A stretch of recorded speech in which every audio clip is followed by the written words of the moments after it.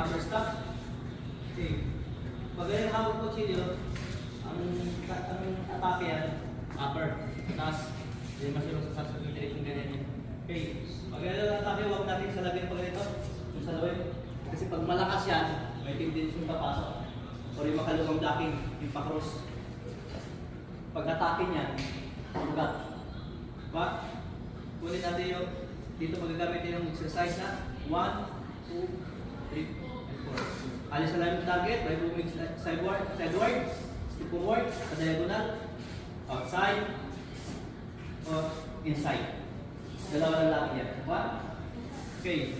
Sir, since ang direction niya, galing sa taas, pag-angat, sabay na agad natin.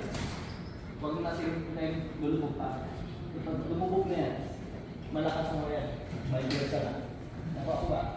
Okay, sir. 1, 2.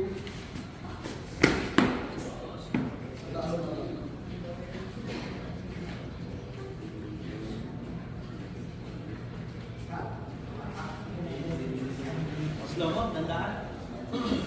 1 step aside. Make sure na sa side ang landing. 3. Sa direction pababa. Tuloy-tuloy mo lang. Salo, kaliwa. Forward. Backward. Hakat na ito. Nagsik ako ito dito. In twist. Lucky.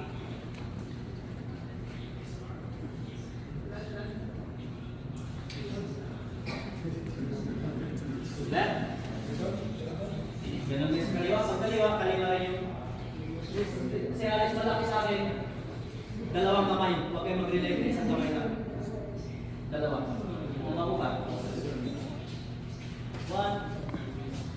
2. Make sure nakadipa. Huwag pa ganit. Ipag masikip. Pwede ipitin. Twist. Forward.